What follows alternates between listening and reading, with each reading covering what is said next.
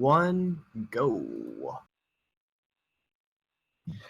They're off. Let's go.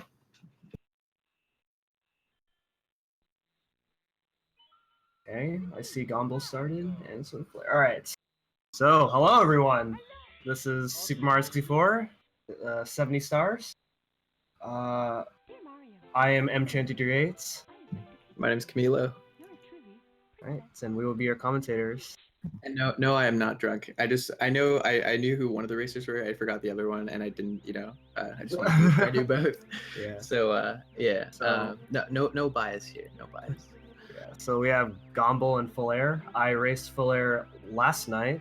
She did a very good job, and then I'm really excited to see her pull through again.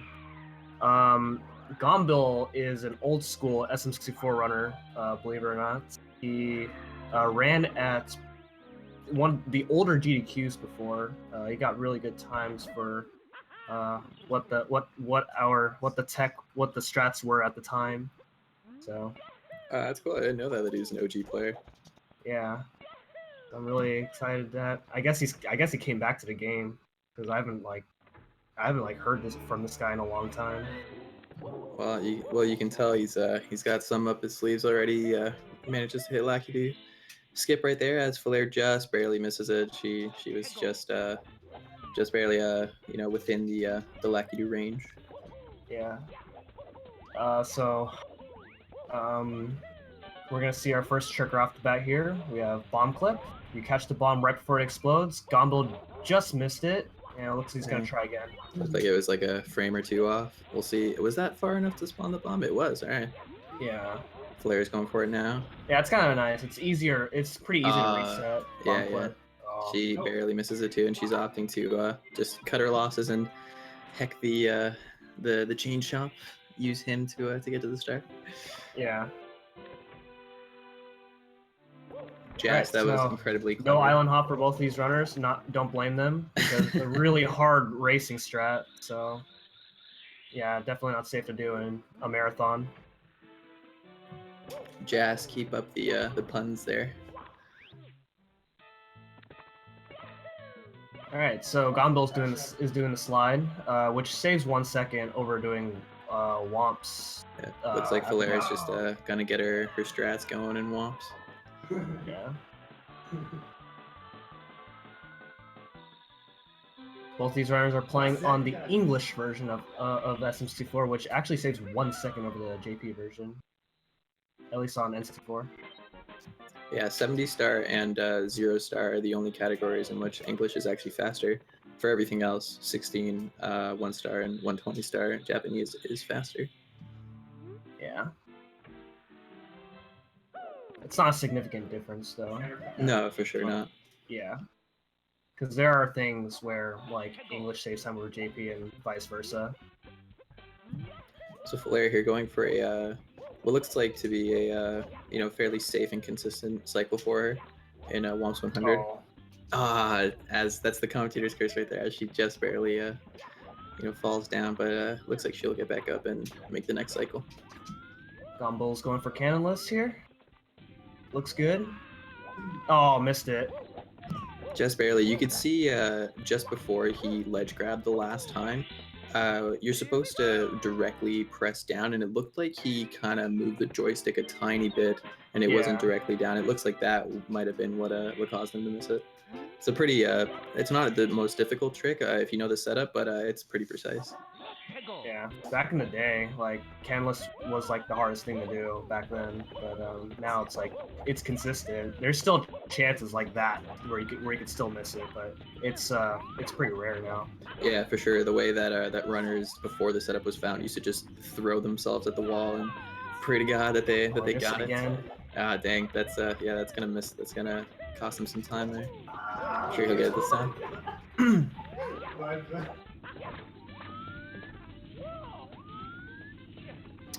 Oh, looks like he's doing that again.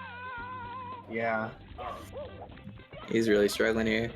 Fullaire is. If you missed it enough time, sometimes you miss it enough time, it's usually just better to do the cannon instead. Yeah, I think he'll. This looks like it might work. Okay, there we go. There we go. Yeah. Yeah. Just the tiniest difference. Fullaire going for the setup now. We'll see if she gets it first try. And she does. And she's in there. There you go. Saving time over Gombill already. Yeah, exactly. So you see, just because you know, Fullaire's PB and Gombill's PB are definitely very different. You know, she manages to get that setup consistently, and yeah, that's one of those things about this game. Just the tiniest little mistakes will cost you a lot of time. Yeah. So Gombill just missed Owless, and if you miss Owless, then you automatically like lose time over doing the normal strat with by using the Owl. It doesn't really save much time over doing the Owl strat. Yeah, it saves about 6 seconds, so definitely subjective based on your PB how much time that is. But yeah, both runners going back into the stage with 5 stars, and they're looking pretty even. Yeah, Gombill's now doing 100 coins. One of the nice things about Mario 64 is it doesn't matter what order of the stars you do, because you have to re-enter the level anyway. So depending on like the runner's consistency, they do stars in different orders. See, like Yeah, here, so like, yeah, just to answer that question in the chat, yeah, 5302 for Gombill and a 118 for Fullaire. Yeah. I'm not sure if 121's on the leaderboards, but I know that looking at her splits, she does have a 118. Yeah.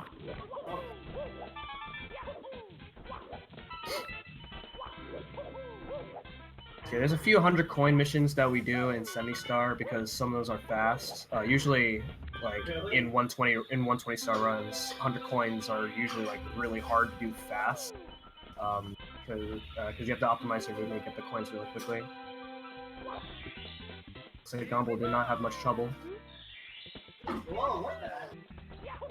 There's about maybe 2 or 3 100 coin missions depending on the route, which you'll see all 3 of them, I guess. So yeah, still very even here. Yeah. Although it looks like, yeah, because Gombill already did get one of the slides. Fullaire still has to do that. So that would be the only difference in the route so far. So we'll definitely see Fullaire heading out of Womps well before Gombill. But as you can see by the star count, they're not too far apart. It looks to me that Fullaire is just barely ahead, even with Gombill getting the slide star first. Yeah, I would agree. That's probably what it looks like. Okay, so Fullaire is out of Womps first. She will now be doing both of the slide stars.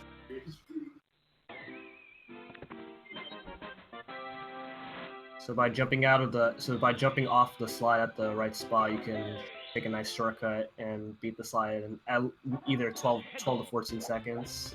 Yeah, it's one of those strats that when you're first watching the speedrun, you know, if the last thing you knew about this game was when you played it as a kid, you see somebody skip that entire slide and it just kind of boggles your mind. It's a pretty neat one. Yeah. I remember when I first learned this game, I refused to learn that because I thought that it was really hard, but... Yeah, it's actually, once you get it a few times, you really you get a feel for it, but it definitely looks like a pretty daunting jump and, you know, pretty scary strat. But Fullaire manages to get there just under 15 seconds. Pretty good. Yeah.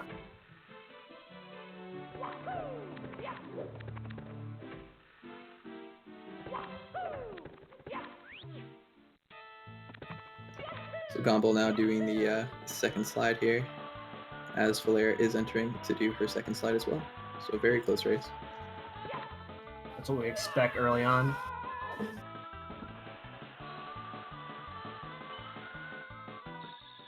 All right, we got 13.1.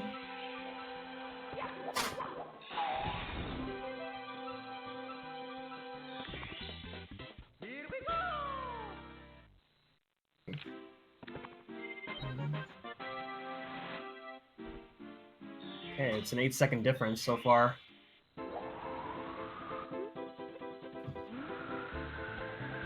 Okay, so you notice that Gombill went into Mario Cam as right when he spawned back in the castle, because the light actually causes lag on more. And most of the camera changes in this game are to reduce lag. Yeah, there definitely are dozens of strats like that, and you could see that Fullaire went for it too. So both of these runners definitely know the ins and outs of the game. I believe it's like if you have too many polygons on the screen at once, then the N64 just can't handle it. Yeah, we definitely see that, especially in water levels. Oh my goodness, water levels are just Yeah. just slow motion, really. Unless you're like me, who plays the game on Wii, and you don't have to worry about it. Definitely a nice advantage there. So it looks like Ooh, that's an interesting spray to Gombill. get the. Yeah, definitely. Looks like it was a bit safer. You know, he might have been worried about pressing the switch and getting burned or not being able to grab that first point that he got properly. But looks like he's making an all right cycle and got a good start to Dark World. Yeah.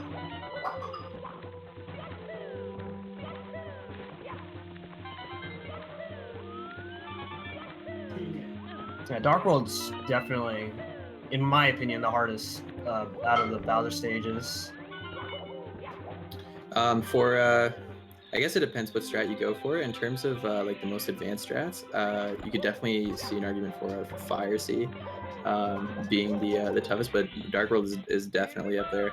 I guess yeah, like it just depends what strats you go for, but neither of them are easy at all. Yeah.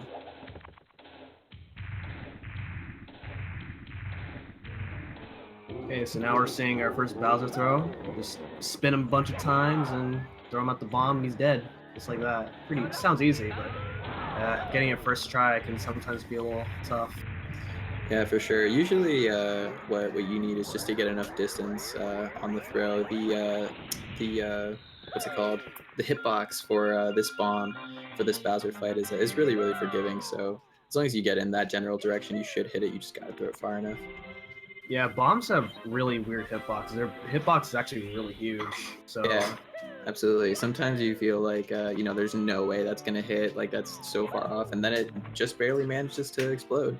And other times you feel like it should hit 100%, and it doesn't. They're kind of finicky, but typically pretty generous. So I don't know if Gombill does it, but but you see, I guess the viewers can't see it, but Fullaire switches controllers to make the Bowser throws easier. I use a different controller for Bowser throws as well.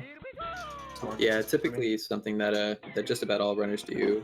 You know, because spinning the joystick so many times, so kind of harshly, definitely wrecks the N64 joysticks pretty quickly. So that's why people have throw controllers. Just controllers dedicated to just throwing, and you're not really minding about the condition of the joystick. Yeah. Even though I use GameCube controllers to run the game, the joystick on my GameCube controller isn't very comfortable for me, so I use a different controller. It's better for me. So Fullaire heading out here of her first Bowser fight, successfully beating the Koopa King or whatever his his official name is, and just under 1 star away from Gombill.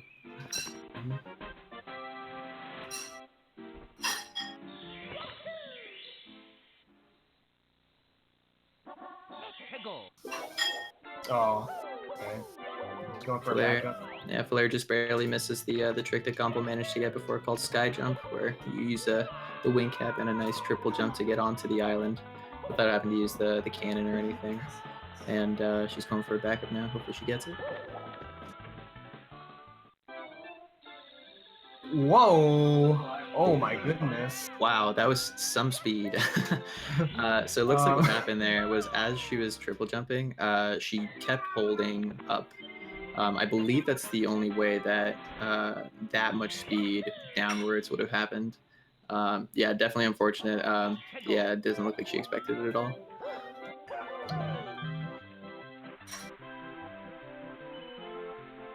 On the other hand, here Gombill is going for 100 coins in Kukul Mountain. This is actually This is definitely by far like a really fast 100. He is not going for safety red. That's a little risky. He's gonna only be able to miss one red coin, or sorry, one coin on this this slide right here. So he's taking a risk, but it will pay off in terms of speed if he does it right here. And Fullaire does manage to get the sky jump second try, which is pretty good. And she will be entering CCM as well, where Gombill is. There is a really difficult 70-star route where you pair 100 coins with the first slide instead, and you replace the penguin star with one out of the 3 hard stars that you go for, which is a hard route. Yeah, definitely. Definitely an advanced route, and one that you won't see from too many runners, but from the top ones, almost certainly. And it looks like Gombill does manage to collect exactly enough coins like he needed, and finish that 100 coin nice and clean. Yeah, you want your very last coin on the slide to be your 100th coin, because otherwise then you have to do a bunch of backwards kicking.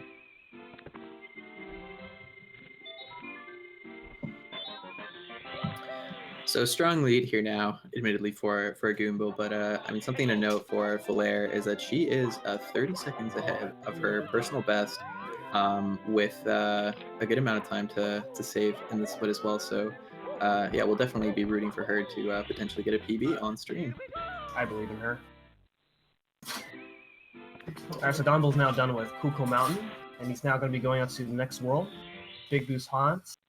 Oh, he saved and quit. Uh-oh, the potential comeback.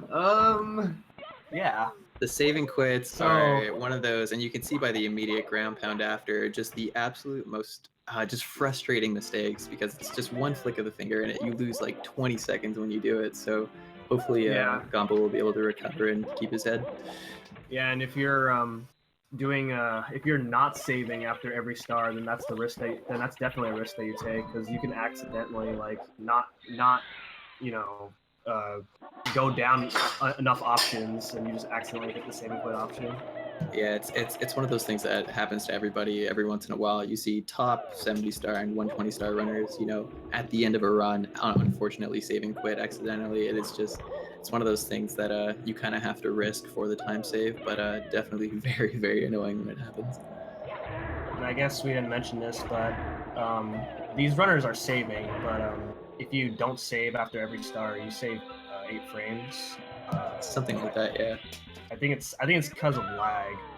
Yeah, so yeah, exactly. So when you choose to, on N64 anyway, when you choose to save the game and continue, the game does lag by something like less than 10 frames, a handful of frames.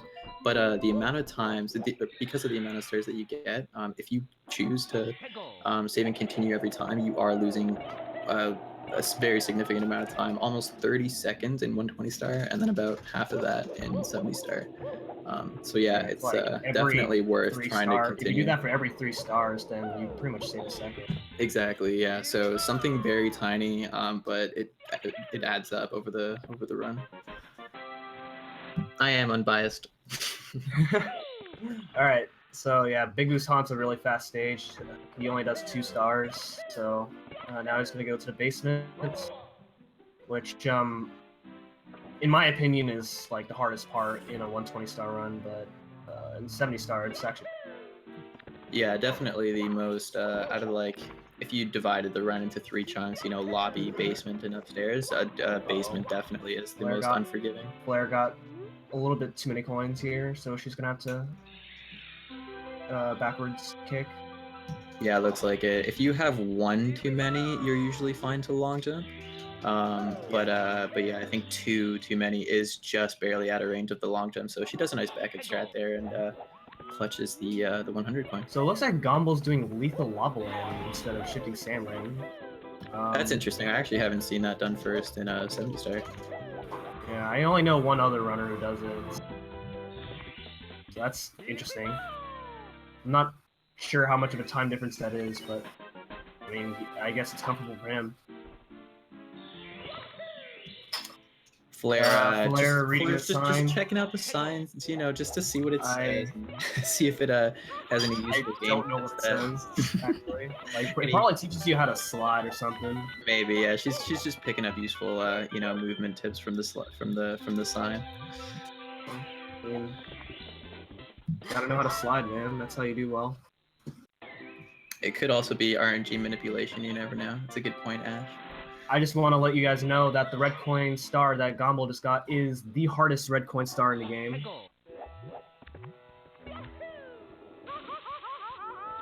I have definitely died to that red coin star before.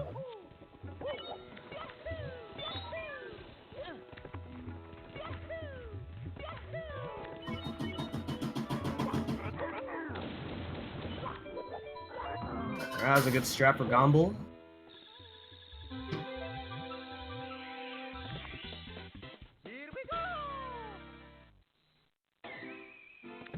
Gombill really showing those bullies who's boss.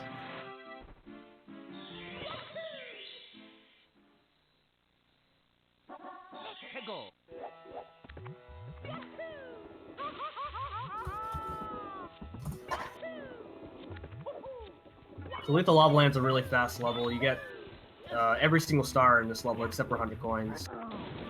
Even with 100 coins, Lethal Lava Land's actually a really fast level. All the stars are actually really easy, but it's at the same time it's easy to make mistakes.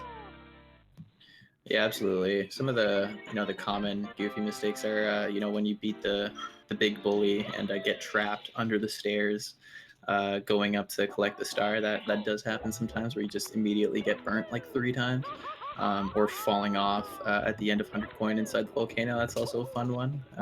Yeah, the lava being everywhere definitely makes it just annoying, just really really annoying. Yeah. Okay, we're gonna see lava boost here from Gombill. Gets it nicely. That's Very really nice. hard to do. Yeah, that is the out of the 3 or 4 ways that you can do lava boost. That is the the safest, but definitely a tight and like just very finicky trick. And yeah, he manages to get it. It's very good. Saves a good chunk of time.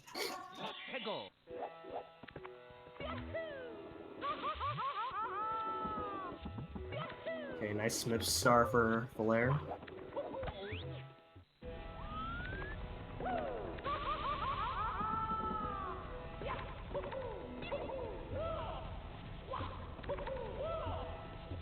So obviously that lava boost was intentional, so you don't have to ride the first elevator, he gets that second elevator.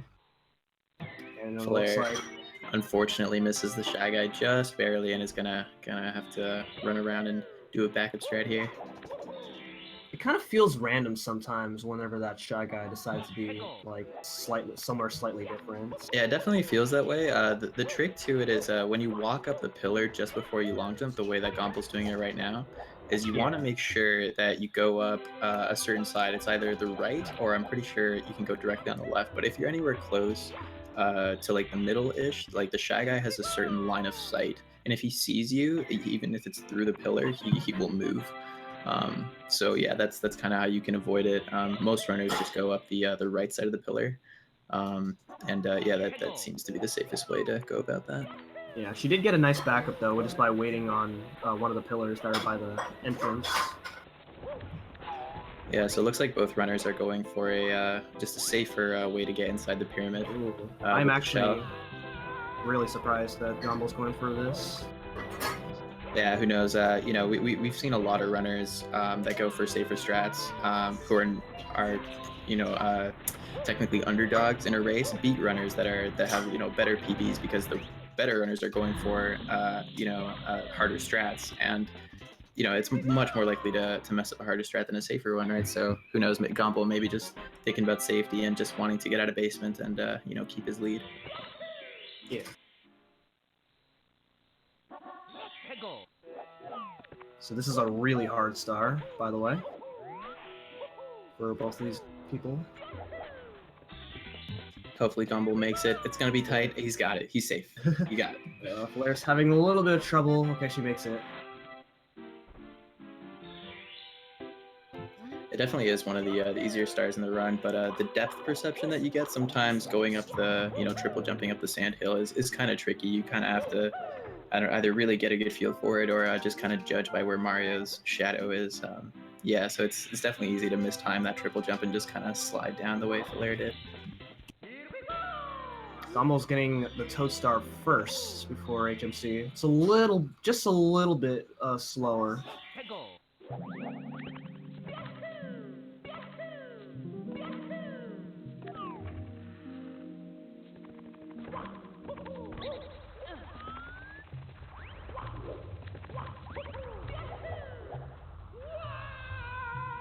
So I was gonna say, Hazeman's Cave has no ceilings. Oh! Wow. Okay. So, do you want to talk about what just happened there? I don't know how to explain that.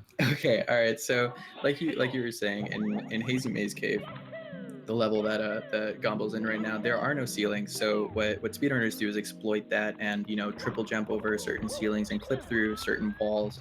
To exploit those boundaries to go faster. But the unfortunate part about the trick, or I guess the only dangerous part about going for the trick that Gombill went for, is that there is a zone.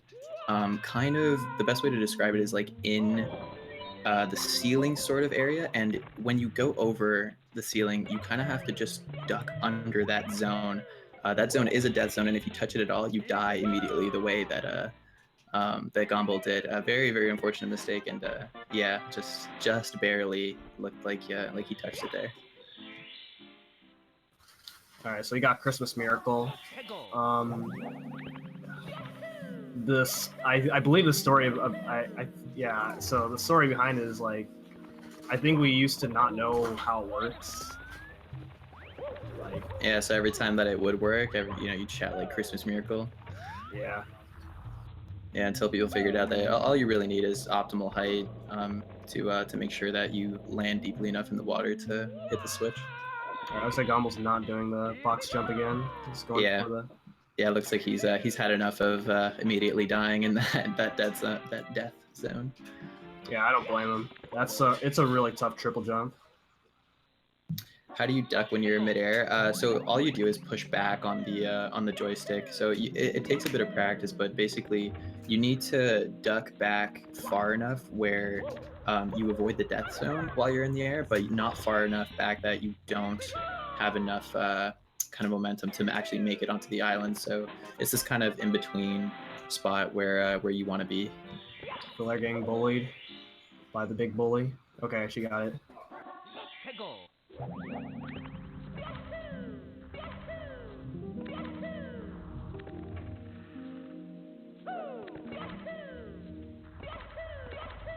So I would just like to point out that Fullaire is actually a minute and 20 seconds ahead of her PB. So definitely stick around to see if she manages to pull this one off.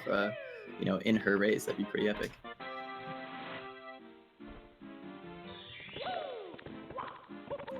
Okay, Gombill's now done with Hazeman's Cave. He is actually going for a more harder strat than what beginner runners would usually go for. Beginner players would usually go for the Toxic Maze Star to replace a hard star later in the run. But it looks like Gombill's going to go for that hard star. Yeah, and that hard star that you're talking about, TTC 100 coin, arguably the most difficult star in the game. So that'll be a real treat to see Gombill give that an attempt at the very end of the run. Yeah. Okay, so now we're seeing Diredox, which has the most amount of lag reduction strats, I believe. He is going to first-person view right here because the vortex in the middle of the level lags a lot.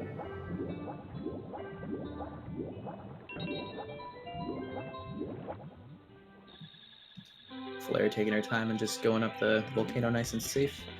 No real reason to go for a lava boost when she's so far ahead of her PB. That's probably what she might be prioritizing now, just to be able to get a PB on stream.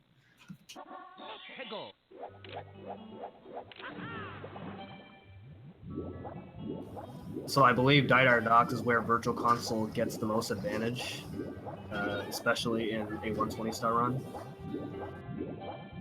Yeah, it's crazy all the little time saves that just loading zones, places for lag and stuff that VC and emulator have those advantages over N64. So here, the submarine lags a lot here. So as he was coming into that submarine, he was holding the camera button at a very weird angle.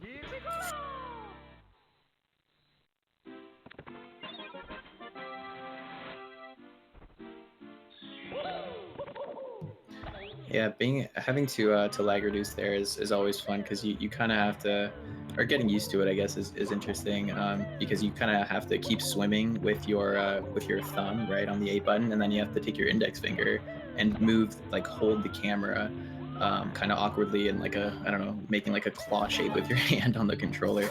Yeah, it can be pretty uncomfortable at first. So it looks like Gombill's doing Fire Sea before the Mantis Star, which actually makes no difference. So I guess he's comfortable with doing that instead. Yeah, it looks like he just wants to get out of the way, and he may be. No, it doesn't look like he'll be early enough to make the earliest cycle, but he will make a solid cycle and be able to move on, getting all the red coins. Yeah, so if you're fast enough, you can actually make this elevator cycle that he has to wait for. Yeah, it saves a very good amount of time, and then if you watch, or there is an even faster way to get up the elevator. You know, getting to that faster cycle, but boosting up using the lava, which also saves 5 seconds, even on that fast cycle. So yeah, those strats are definitely advanced and fun to watch.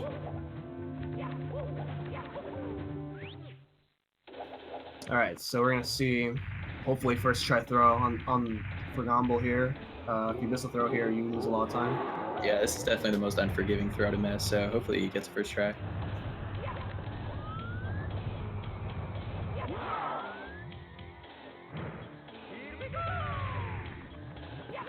Oh, he's safing it out. Not a bad idea.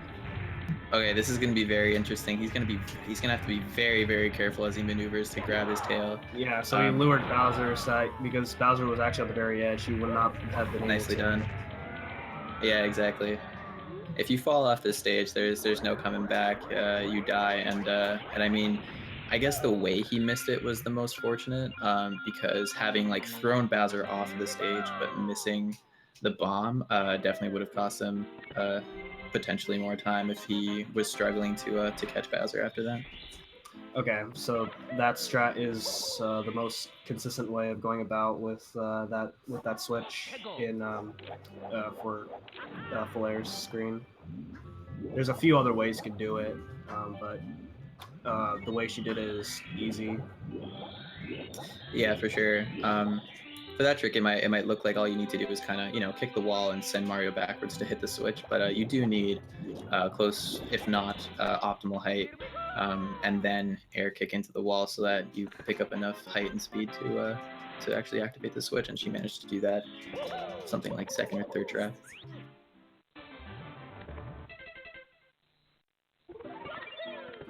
Okay, so he exits the level for Fire Sea, so he spawns back here faster, and now he's up to the upstairs levels, which are some of the more interesting worlds in the run.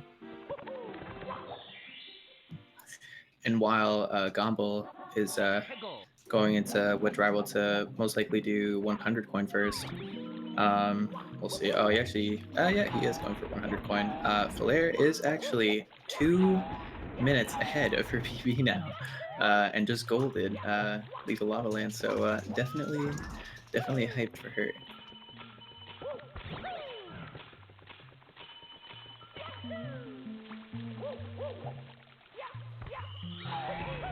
Unfortunately, I don't see any splits on Gombill's stream. I wish I knew what kind of pace he was on. Yeah, it's usually not a bad idea to not use splits during marathon runs like these.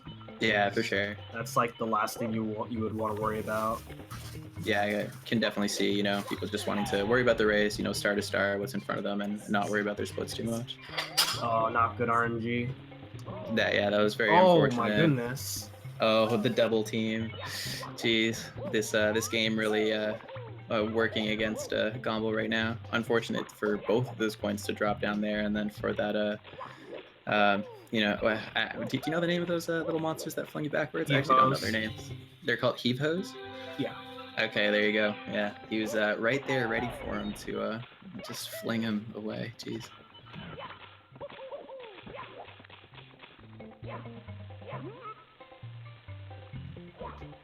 Is there something up with Gombill's sound? I haven't noticed. Is there? I have not been listening to the sound. I swear I'm not biased.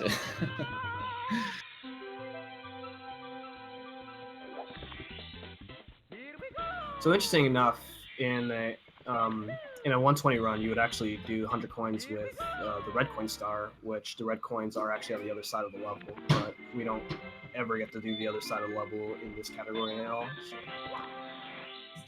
Yeah, doing the in 120 star, going for red coins with 100 coin actually saves roughly 8 seconds if done well over doing a 100 coin with secrets the way you do it in 70 star. Yeah, and even some newer players in 120 do red coins or do 100 coins with the secret star.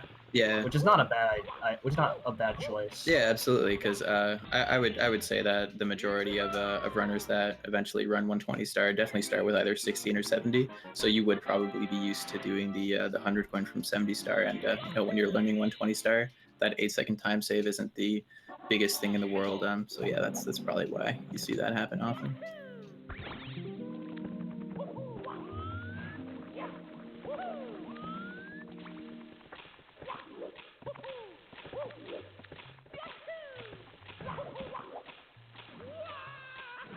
Oh no.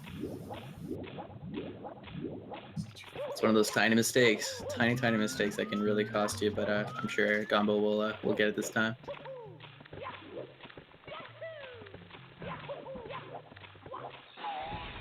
Okay, he's got this time. Yeah, sometimes you just need to delay that rollout a tiny bit. Rolling out a little too early the way he did there, yeah, will almost certainly make sure that you don't actually reach the platform, but he gets the second try and is moving on. Yeah, Mario has to be at a certain position in order to actually grab ledges. When you do a dive rollout, you can't grab ledges, so that's unfortunate that he fell all the way down. Yeah, for sure. Fullaire just did Manta rings nicely. Those rings can be painful sometimes. Oh man, oh those rings. Yeah, I'm convinced that if you miss a couple, right, and then like keep going to try and get more rings as the manta ray puts them out, I'm convinced that some of the rings just do not have hitboxes and you can't hit them. It really feels that way sometimes. So Gombill's doing a really hard route. I've He never is seen going this. for. Yeah, this is a harder route that you would see good players do. So he's doing I tiny see. down reds. He's doing reds, right? Okay, yeah, I've heard about this. I've never actually seen it done though. I was curious why he was going into the giant painting, but yeah, this is. Do you know what the time save is like by doing this instead of doing a? No, I don't. I don't know, but if done properly, then it is a time save over what most people do. Yeah, for sure. And looks like he will hit this last long jump, and Death on Fire C for Fullaire. that is rough. Thankfully, it was early on, so it's not that big.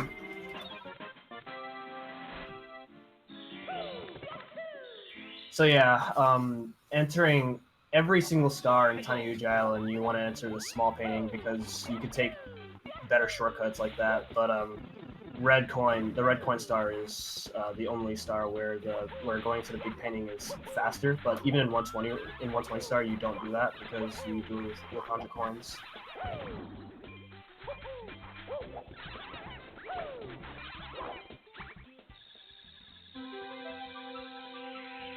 So it looks like I don't know which star red coins replace.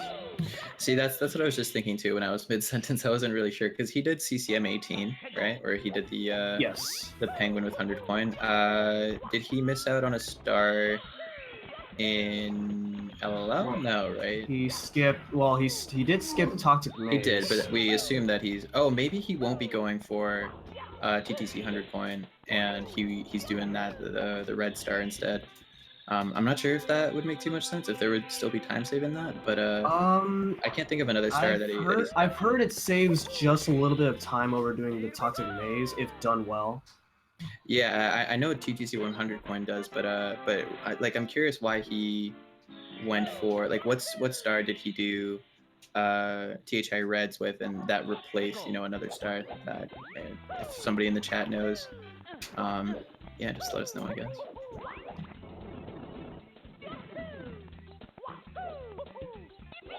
Oh, that was really close. Very close. Fullaire luckily finding a heart there, and we'll get all of her health back, but definitely really scary to get so low on health in a place where there's lava everywhere. She's shaking her head. I would definitely shake my head with that mistake as well. Yeah, unfortunately she'll be losing some time here, but she'll still be on PB pace most likely.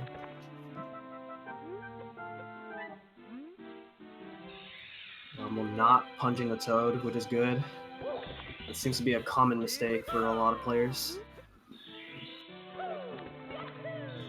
So it looks like, yeah, what Saxdale commented is kind of what I was thinking. It looks like he won't be doing TTC 100 then, and he just replaced that and Toxic Maze with doing the THI Reds that we saw. Thanks, Yeah. Saxdale. So I believe there's like 3 stars that you could replace TikTok Clock 100s. It's either the Pyramid Puzzle star from Shipping Sandland, the Red Coin star, or the Talking Maze star. And out of those 3 stars, Pyramid Puzzle is the fastest, but it requires if you do pillarless.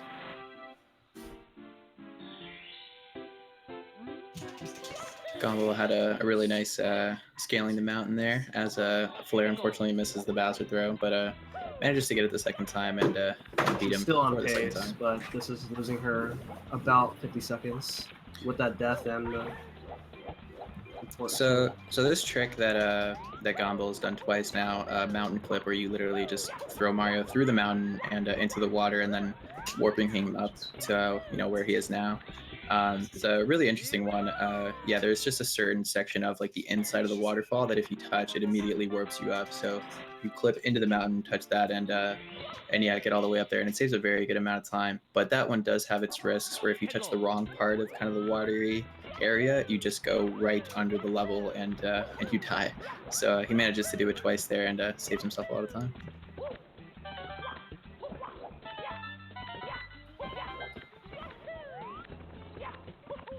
this is a really hard. Well, it's hard to do red coins pretty fast here.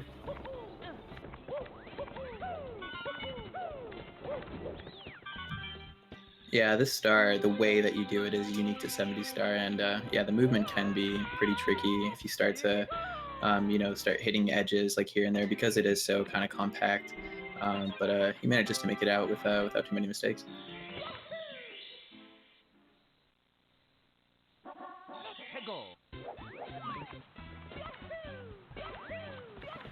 Also, there's invisible walls everywhere in Tall Tall Mountain.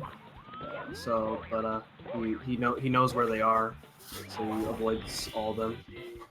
Yeah, for anyone who doesn't know what invisible walls are in this game, they are literally what it sounds like, just invisible walls that you can bonk into with Mario sometimes.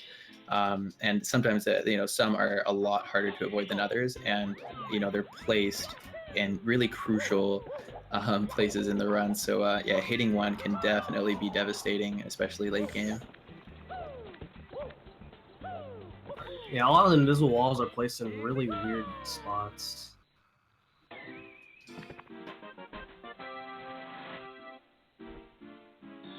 That was a nice... Wait. Oh, never mind. Oh, well, he did get box jump earlier, so I was going to say that, but that's not the star that he did just get. Yeah. That box jump to the Lonely Mushroom can be pretty scary, but yeah, he did it all right. He's good to go into the final stage just before Tippy, known as the Tippy being the nickname for the tip top of the castle, where TikTok Clock, Rainbow Ride, and Bowser in the Sky are.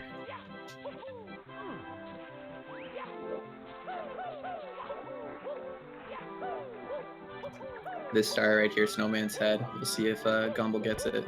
Oh, he's actually going for... Oh, I see what he's doing. All right. He's going for this a is the more...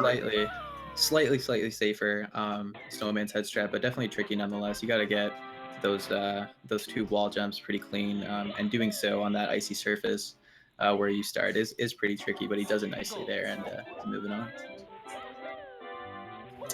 The star that Fullaire's doing, I remember the star, it wasn't fun for me casually, but until I found out that there was a teleporter at that spot. Did you not know about the teleporter? No, not as a kid. Until I watched as a kid, until I watched a speed run of it. Yeah, of course. Yeah, I think same case for me. It's just one of those little things that you watch for speedrunners, and you're just like, wow, that I wish I had known that when I was younger. Also, the water level depends on how high or low you enter the level. For those who are wondering, I used to think it was random. Yeah, it's one of those things that I don't understand how Nintendo expected little kids to figure out, where you jumped into the painting activated different water levels. It's tricky. It's pretty obscure. But yeah, you are right, Nate-tastic. On top of the 3 levels that I mentioned in Tibby, there is the cloud stage as well, which you do see done in 120 star, but it's a pretty slow star. So yeah, you don't see it done in 70.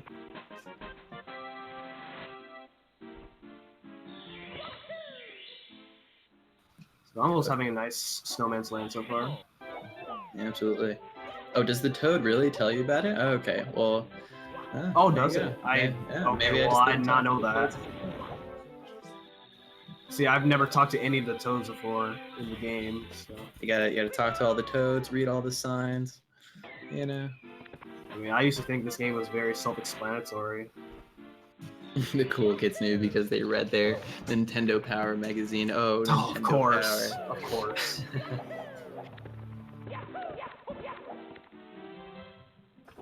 So right here, theoretically, it is technically faster to BLJ to skip this this door transition, but that's a BLJ and that's not allowed in this category.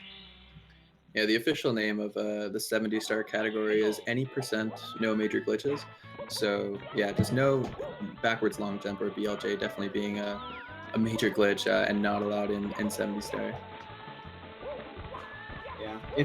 Yeah, it would save a couple seconds in 120 star, but it's really unreliable to do. And nobody does it. Absolutely. The place that Chan was mentioning there, where you can do it is to instead of going up to the tip top of the castle and opening the door with the star power, you kind of skip all that by backwards long jumping on the stairs, picking up a ton of speed, and then just going right through the door. But like Chan said, it is unreliable, and yeah, it can be kind of tricky and lose time. So that's why you almost never see people go for it in 120 star. Early death there, not a problem.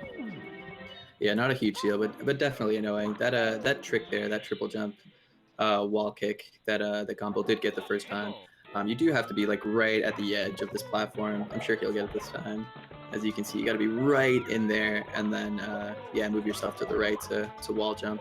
And yeah, you got to do it right away. So yeah, sometimes you can just go a little bit too far and just unfortunately fall like that. So I didn't see. Did he get lap to bounce or? Oh wait, no. He went for a different strat than lap to bounce. Yeah, he went for the cruiser. Yeah, or sorry, the other strat to get to the cruiser where you just long jump under that platform and ledge grab. It's definitely more safer to do that. Oh, my mistake. It's no major skips, not no major glitches. My apologies. So yeah, backwards long jump definitely being a big island skip. jump here. She gets it nice. That's clutch. That can definitely be a scary jump, but she gets it. Yeah, because if you die, you have to get all the secrets again, and I lose a lot of time. I've had a tournament race where I did that, and it sucked. Nice tricky triangles for Gombill. Pretty clean.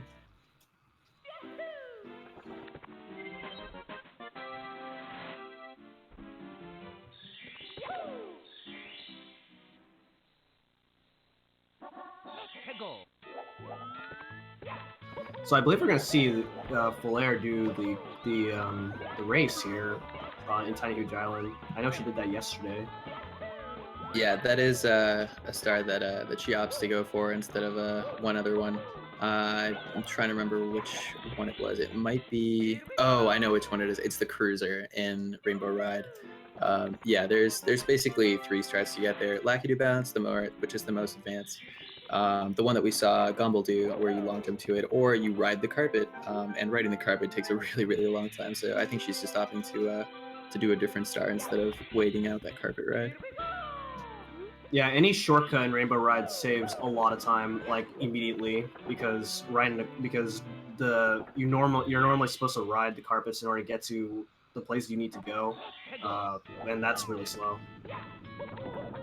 Yeah, exactly. And now that I'm thinking about it, there is actually another strat to get up there, where you kind of get to the area that you get to doing Lucky to Bounce, but you kind of long jump from the area where you normally long jump to if that makes sense. Like, it's a combination of the two, which is definitely the safer of the 3. But yeah, anyway, she is opting to do the Cooper race, and she'll finish it now and head into TTM. So Gombill is now doing TikTok Clock, which is a fan favorite for viewers who watch SM64 speedruns. Yeah, it's definitely my favorite stage. Even though it is so cruel and unforgiving, it's still so fun. Like, look at this. Like, the movement is really nice. Wall jumps everywhere. You're skipping all these platforms and things, and yeah, it's just a fun stage for sure. So no 100 coins this time around. Oh, he's having a little bit of trouble here. He is going for a neat triple jump here, though, off the box, and he gets it that time. I've never seen that really before. Nice. Yeah, it's good stuff.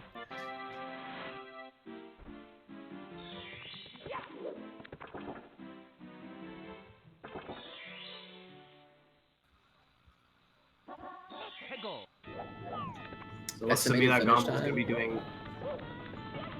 Sorry, go ahead. It looks to me that Gombill's going to be doing all the stars with time stop, which is definitely not a bad idea, because I don't know. Personally, I refuse to learn strats with moving platforms in TikTok Clock. Yeah, it's definitely say it loses a little bit of time to do it, the stop time, but definitely safer. If you make any kind of mistakes while you're moving up to TikTok Clock, while everything, while the stage is moving, it can definitely be really tricky to kind of adapt and kind of freestyle, I guess, the rest of the movement if you do make a mistake. So that cloud actually almost blew Fullaire off, and that would have been bad because she would actually lose her hat if the wind blows you off. Yeah, and that would have been really bad. For anyone who doesn't know, if you lose your hat, you take double the amount of damage from any hit. You lose 1 defense point, actually. Oh, is that what it is? Well, there you go. Yeah, you need it to stay alive, I guess, in some scenarios. Yeah, so it's like if you take a long fall damage, then instead of 4 HP, you lose 5. Oh, does it just add 1? I don't know why I thought it was double.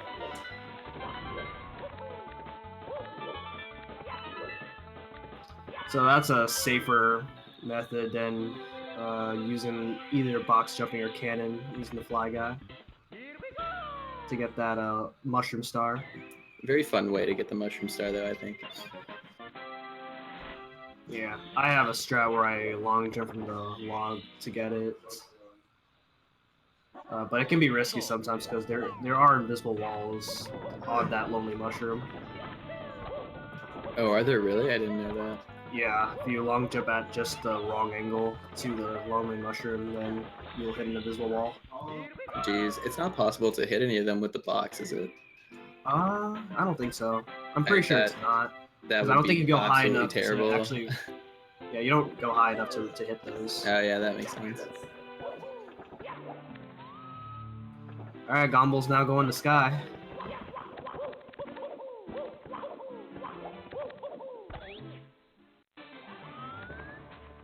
This could be 56 or 55 if everything goes well. Yeah, something like that. Potentially a high 55, I think, is maybe the best that he could get.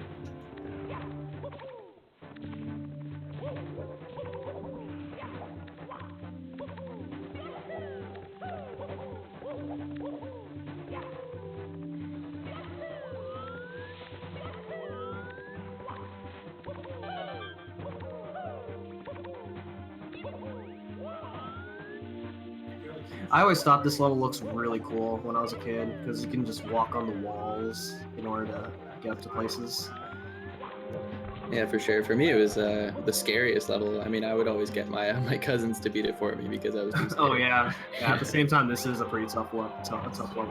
For sure, yeah. And he gets some nice Goomba RNG there. The Goomba's moved right out of the way for him, so no danger there. And after a little blunder, he is going to head into the final Bowser fight. So 55 is definitely possible if he hits all these throws. So let's get some hype in the chat for Gombill as he's finishing strong here and gonna get hopefully a very solid race time.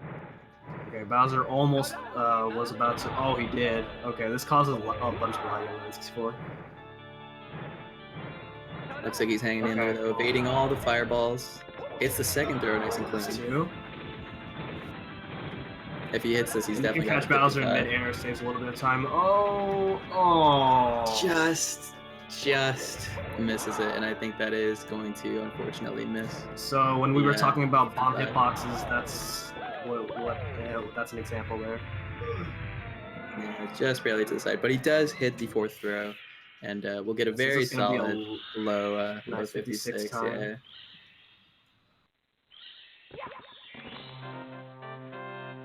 And that's it, 5603. Gombill did not finish on SRL though.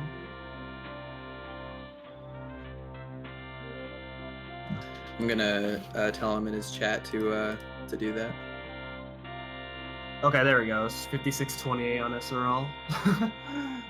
All right, there we go. Yeah, GG to Gombill, very solid race.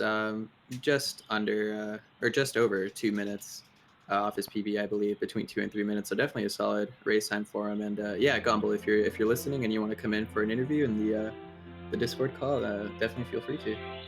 That's a good time for a marathon run.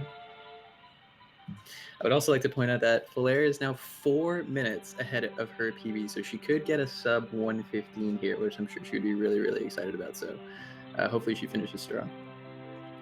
No pressure, I believe in her.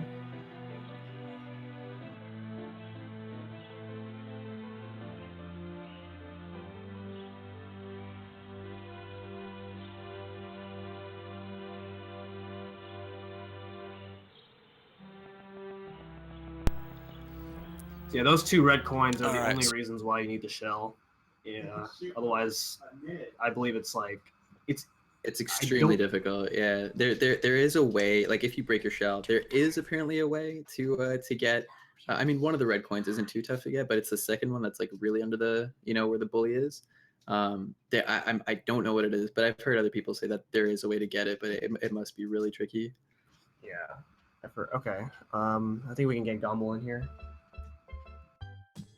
All right, Gombill, I see you in the waiting room if you want to join the. Hey, Gombill, what's up?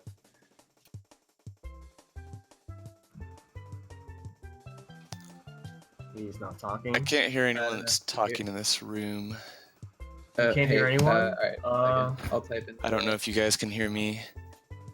Yeah, we can. Here, I'll type in your chat. Well, you can't hear me. Just 1 second.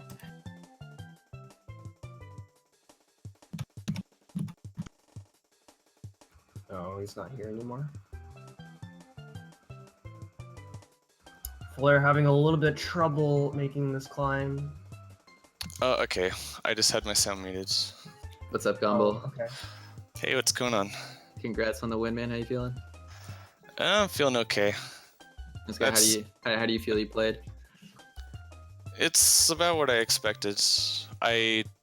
I mean, it really sucked losing like a minute to a minute and a half in Wom's Fortress, but I played pretty well for the rest of the run, so I can't complain. Yeah, for sure. You definitely picked it up. But yeah, I mean, what is that? Like a little over 2 minutes off of your PB, right? My PB is just under 53. Oh, okay, gotcha. Okay, so yeah, I'm sure it's understandable why you would have maybe wanted to play better, but definitely a very, very solid race time. I mean, have you done other races before? Do you mean? What do you mean by the tournament, or just like in general? Like, would you say you're comfortable racing, or do you feel like you pick up some nerves once the timer gets going? I've done plenty of races before. I actually played back almost near the very beginning of SRL. Oh yeah, I think M-Chan was mentioning that. Yeah, you're actually an older runner. You actually ran SM64 at GDQs before. Yeah, so I definitely know, like, I've had the nerves before, I can tell you. Yeah. Did you ran 70 star before at a GDQ, right? I've done a 70 star and a 120 at GDQ. Yeah. I remember seeing those. You did really well on both of those. I mean, yeah, you always have regrets, but I felt like I had pretty good runs on both of them. Were there any standout splits in this run that you maybe want to like talk through some mistakes or like some things that like stood out to you at all? Maybe some weird things that happened or. Like I said, the Wumps Fortress split was probably like it got me a little bit upset right from the start of the run because it took 3 or 4 tries to get cannonless. Oh right, yeah. That definitely must have been. Yeah, then you missed Owless. Yeah, I actually haven't played Mario 64 in a long time, and and my controller I feel like has like slightly different sensitivity than it used to, so the muscle memory like is actually a bad thing. Like I feel like I'm holding the right direction on some specific tricks, and I'm not. Yeah, I mentioned it before. It looked like your first 2 misses, from what I could see with Candleless, when you tried to press down, Mario like slightly moved to the right a tiny bit, and it looked like you knew what you were doing, but Mario was just kind of not cooperating, or your joystick wasn't. So yeah, that you could definitely see a little bits of maybe your controller not doing what you wanted it to. Yeah, I'll just have to get used to it, and I'm sure I'll be able to get the right angle if I try it a few more times. Yeah, for sure. Well, man, to run a 56 in a race setting when you haven't played in a while, or you're not playing frequently, that's impressive. So how do you feel going into the rest of the tournament? You think you'll make it out of your group? I feel pretty good about things. I actually watched M-Chan's race yesterday, and he was saying in the interview a lot of the same things that, like, exactly the same things I would say. He says his strats are all like not the best, and there's a lot of strats that I have that are not what you would want to do if you were a top player, but they're all designed for consistency so that when I come back after such a long break, I'll just pick it right up and I'll be able to get the same times I've always been getting. So it's so when are you and M-Chan racing then? It sounds like we're gonna race in 2 weeks or so. He has something else that he's doing. Yeah, there's a Super Metroid relay that I'm participating in that starts next week. Nice, good stuff. Well, we'll definitely be looking out for that race then, as you both have wins in the group, and it'll probably be at this rate what it looks like be one of you two that makes it. So that'll definitely be an intense race. Yeah, it'll be basically a win and in for making it to the playoff stage. All right, yeah. So definitely, guys, look out for that between Gombill and M-Chan, and make sure if you guys haven't already, you follow Gombill and Fullaire. I mean, they both stream, and they're both solid runners. So yeah, make sure you do that. But yeah, Gombill, thanks for coming in for the interview. We'll let you go, and yeah, man, congrats again on the win, and good luck in the rest of the tournament. How long has it been since you've ran SM64? I don't think I've raced it in like 6 months to a year, somewhere in there. I typically will like come back every year or so and do a few races and try to like cut 55 or 54 again, and then I just kind of go off into the distance again, not to be seen for another year. Oh, okay. So what made you join this tournament?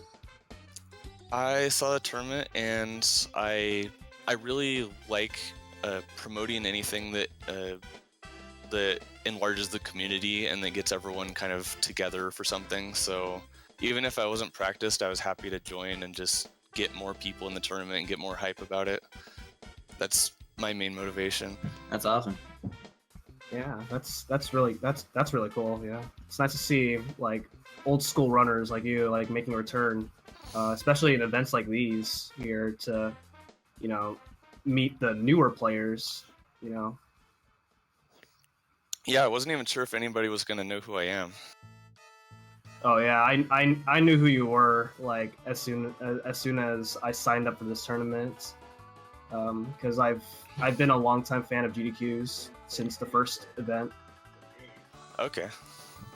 You know, kind of seeing the community grow and change and shift in different ways. What kind of stands out to you the most that's changed from, you know, when you started running and, you know, doing events like GDQ to now?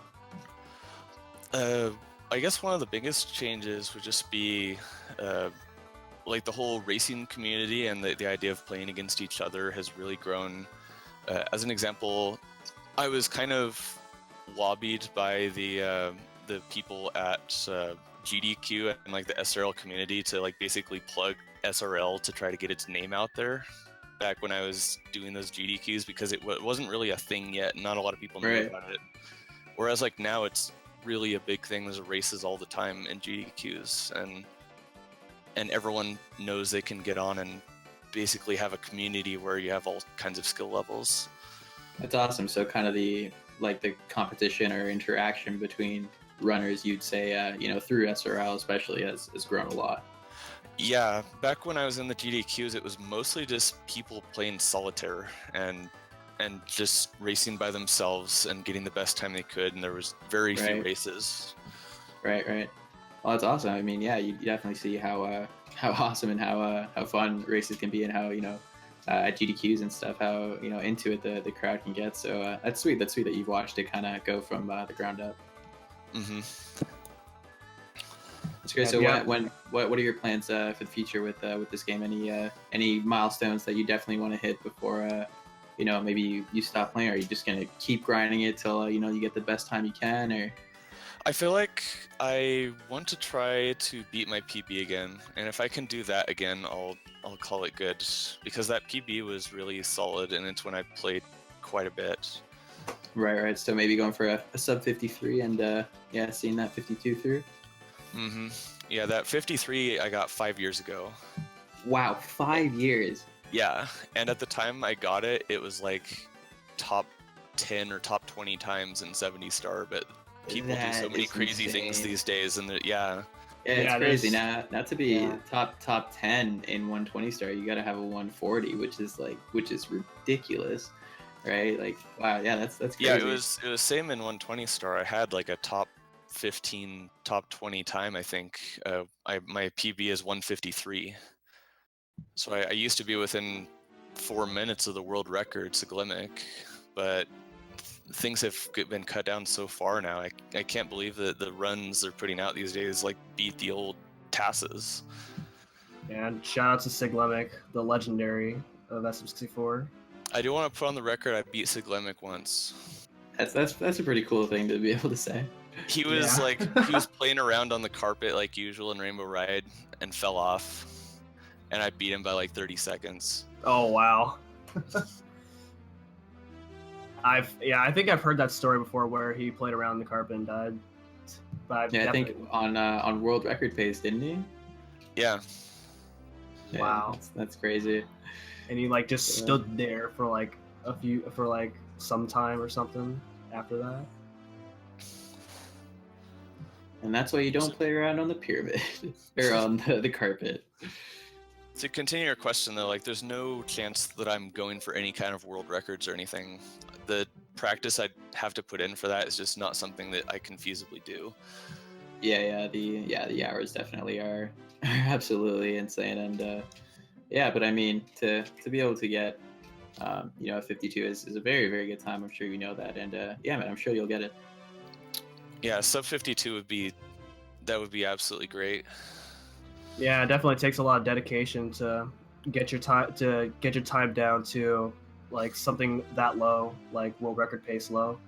You know, like especially like with the amount of strats that you have to do in the game, like it's just so much. Yeah, if I wanted to push too far towards like 51 or sub 50, I'd have to do things like the Wakatu thing. I'd have to actually learn Pillarless, probably. Yeah, pillarless. Oh man. Yeah, stuff like that, and that kind of stuff just takes practice over and over again to keep good at. And as soon as I take a 6-month break, I'm not going to be able to do it anymore. Yeah, exactly. So there's no point. No, absolutely. So as we're watching Fullaire get through TTC here, she's actually still 3 minutes and 30 seconds ahead of her PB. Definitely Oh, still She wow. going just for died that. from she just died from an invisible wall. I saw that. I think she still has she had over a minute to save in TTC though, so she may, you never know, end up saving time in this stage. It looks like she's only got one left, and yeah, definitely going for that sub 115. My TTC split was definitely my best one. That TCC was very clean. Oh yeah, that was except really for, amazing. Except for the box triple jump, but I only lost a few seconds there. Yeah, no, that box triple jump is definitely one of the I guess Oh, she more did it aesthetically. Oh, that's if you guys are still watching that invisible wall right there is what I was talking about earlier. Literally a wall that is invisible and just stops you, and it's just this game is full of neat surprises like that. Yeah, It TikTok Clock happens has. to the best of them. Yeah, there's actually a lot of invisible walls in TikTok Clock.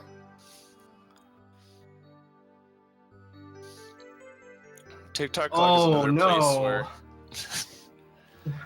TikTok Clock is another place where, like, in order to get good times, I would have to do the like all stars with time moving and do the triple jump up the rotating platforms. It saves like 3 or 4 seconds at the start of each star. Yeah, that triple jump is I feel like that I've heard runners say that do it, that it looks like one of the most daunting tricks, but once you get a feel for it, it's actually not that bad, but definitely still very technical, and I mean you really got to clutch it at the end of a run. Yeah, I've mentioned this earlier, but I definitely like refuse to learn moving platform strats for TikTok Clock. Oh my goodness. Another invisible wall? No, probably one of the best saves I have ever seen in this. So Yeah. her angle was slightly off, but she did a wall jump and landed on the hand, the moving hand, to get a hand star.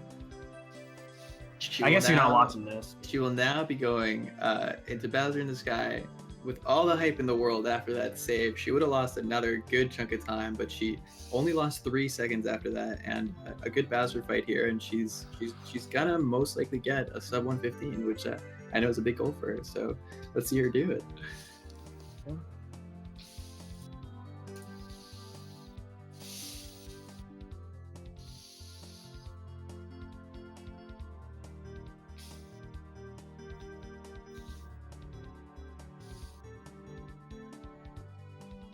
I believe in her.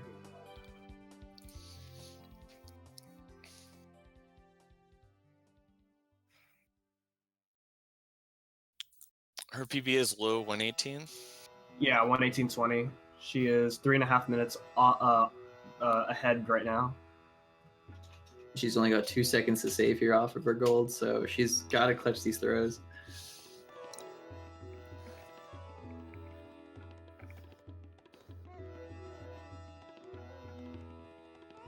Oh, okay. So if you're gonna grab a pole from the very bottom of it, you have to mash B. Otherwise, Mario just spazzes out. Gombill, do you know what the kind of window or like the rate at which you have to grab a pole in order to do that? When you're grabbing it at the bottom, because I was racing Blue Bob yesterday and I got stuck on a pole after doing Lackady Bounce for like 30 seconds, and it was hilarious, but like infuriating, and it just do you know like how exactly that works? No, always the same thing happens to me. I just don't ever get in that position. Like, I do exactly what she just did. If I get to that point, I just backflip into the pole. Yeah, I think it's something like you have to get like 2 B presses within like 1 frame or 2 or something like that. It's just ridiculous. Let's see 3 perfect throws here. She got 1 down. Oh, that's 2 down. Let's go. Let's get some hype in the chat for the clean throw. Come on. She's gonna do it. This is gonna be like a 4-minute PB. This is ridiculous. Oh, she got it! No! Oh no, barely! Oh my goodness, the hitbox just would not cooperate. She can still do it though. If she hits that would have been it. It was right in line, I know. If she hits this, she's got it. Okay, she got it. Oh yeah. The sub 115, let's go! The hype! Let's go!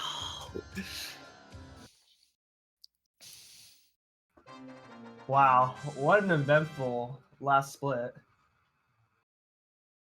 Oh, the ground pound. Okay. She's got it. She's got it. She's in there. Gold split too. Yeah. The 1:14:40 Fullaire. Congratulations, you did it. I correct me if I'm wrong. Correct me if I'm wrong, but this, I think it's the first PB like in a race in the tournament. Somebody correct me if I'm wrong, but I'm pretty sure it is. Fullaire, you should get in here for an interview. I think that was a 39 instead of a 40. I don't know if that was a late split or not. Might have been it. That might have been it. Hi. Yo, congrats. Oh, thanks. How you feeling? Okay.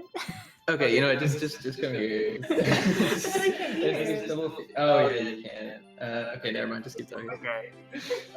For the record, people, Fullaire and Camilla are both in the same room. You can't prove that. Mm-mm. I have evidence. I've watched both of you guys stream earlier today. Anyway, Fullaire, talk us through PBing live on stream. Well, it was a god pace run. She should be sweating. I'm going to be the next god gamer, obviously. Can't tell by these splits. I got like a lot of glods. It was green the whole way. So yeah, it was good. Yeah, that's one of the cool things about these tournament matches. You know, if you don't end up winning your match, at least you can go for a PB, and that's exactly what happened here. Yeah, no, it was a lot of fun. Actually, like I was hoping like I was gonna get the PB today, and guess what? It definitely happened. Yeah, I know you were really working for it earlier today. Yeah, I thought I was going a little crazy earlier, but yeah. And in your last race, you were off PB by what, 25 seconds? So very informed Fullaire we got right now. Yeah, being 25 seconds off PB is still really good because it just shows like you're getting there. I don't know. I think after this tournament, I might retire from SM64. Oh man. You gotta grind for the sub 1. You gotta get the sub 1 live on stream too. There are greater things to be achieved, like Link to the Past randomizer. Link to the Past randomizer. Shoutouts to that.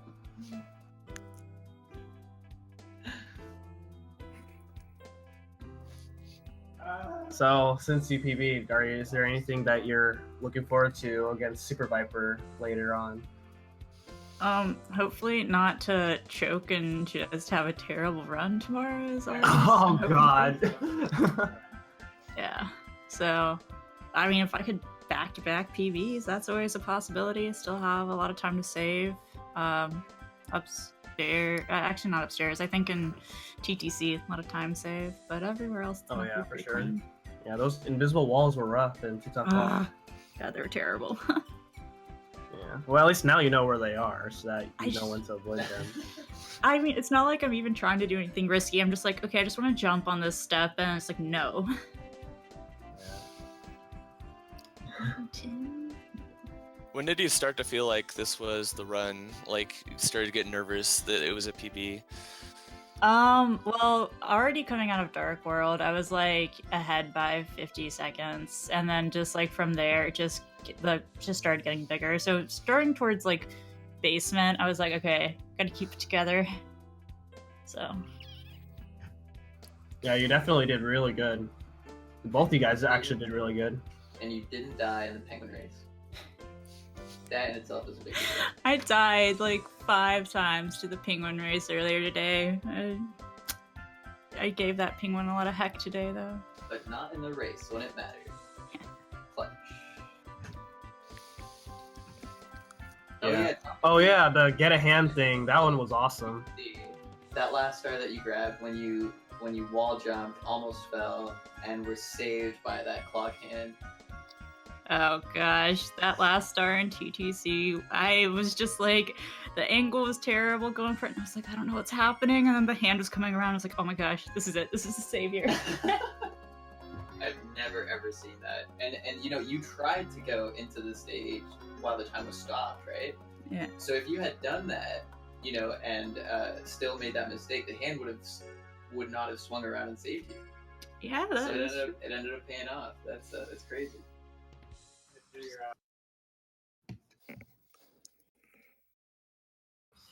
Yeah. So good luck. Good job to both of you guys on your runs.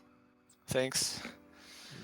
Yeah, thanks for coming in for the interview, guys, and everyone watching. Make sure you go and follow the two runners, Gombill and Fullaire, and show the community that supports. But yeah, I think that's gonna be it for us. Thank you guys for the race. Thanks for watching, and we'll catch you next time.